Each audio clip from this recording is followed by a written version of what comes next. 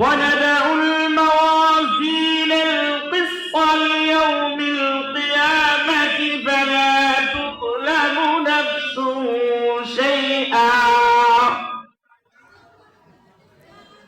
رب العالمين বলেন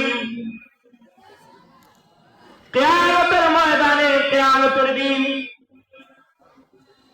আমি ইনসাফের দাড়িপাল্লা স্থাপন করব, মানদণ্ড কায়েম করব।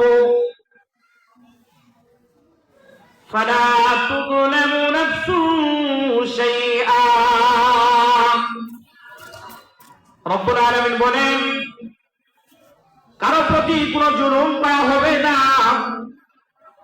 ইনসাফের দাড়িপাল্লা স্থাপন করবেন আল্লাহ রব্বুল আলামিন। দাড়িপাল্লা স্থাপন করবেন। এই পাল্লা দিয়ে দুনিয়ার পাল্লার মতো যেমন ধান সরিষা মাপা হয়, ওজন করা হয়, দুনিয়ার আসবাব সামগ্রীর মতো পাল্লা হবে না। এই পাল্লাই পরিমাপ করা হবে বনু আদমের আমল। বলুন সুবহানাল্লাহ। কি মাপা হবে?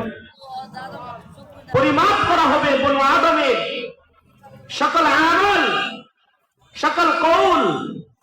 আল্লাহ তাআলা এই পাল্লার মাধ্যমে, এই মানদণ্ডের মাধ্যমে আল্লাহ তাআলা কি করবেন? ওজন করবেন।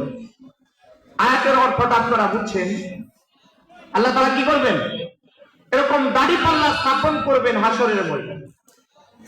ইয়াউমুল কিয়ামা তারা মুফাসসিরে কেরাম লিখছেন এটা হচ্ছে বড় কিয়ামত।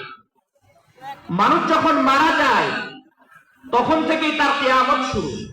এটা হচ্ছে ছোট কিয়ামত। এটা কি কিয়ামত? ছোট কিয়ামত। কিন্তু বড় কিয়ামত হবে হাসর। এই কিয়ামতের দিন আল্লাহ তাআলা মানদণ্ড স্থাপন করবেন, পাল্লা কায়েম করবেন, ইনসাফের পাল্লা কায়েম করবেন।